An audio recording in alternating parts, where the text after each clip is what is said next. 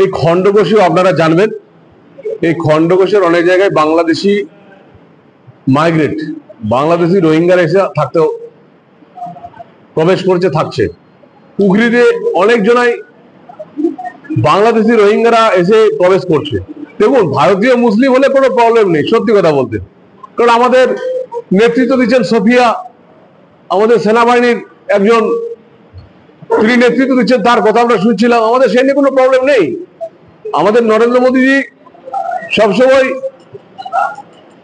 সম্প্রীতির কথা বলেন, কিন্তু যেভাবে বাংলাদেশি মুসলিম এবং বাংলাদেশি রোহিঙ্গাদেরকে আমি সবাইকে বলবো তাদেরকে থাকতে না দিতে, তাদের জন্য ভারতবর্ষের এই যে আমাদের ভারতবর্ষের যে অখণ্ডতা, ভারতবর্ষের যে সম্প্রীতি, সেটা নষ্ট হচ্ছে।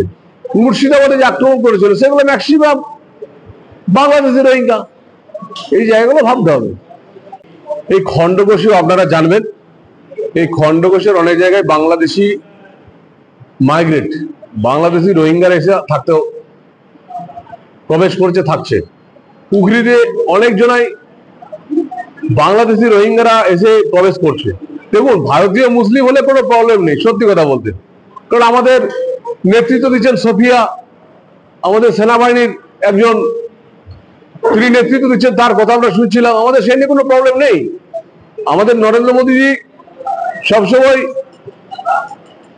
সম্প্রীতির কথা বলেন, কিন্তু যেভাবে বাংলাদেশি মুসলিম এবং বাংলাদেশি রোহিঙ্গাদেরকে আমি সবাইকে বলবো তাদেরকে থাকতে না দিতে, তাদের জন্য ভারতবর্ষের এই যে আমাদের ভারতবর্ষের যে অখণ্ডতা, ভারতবর্ষের যে সম্প্রীতি, সেটা নষ্ট হচ্ছে।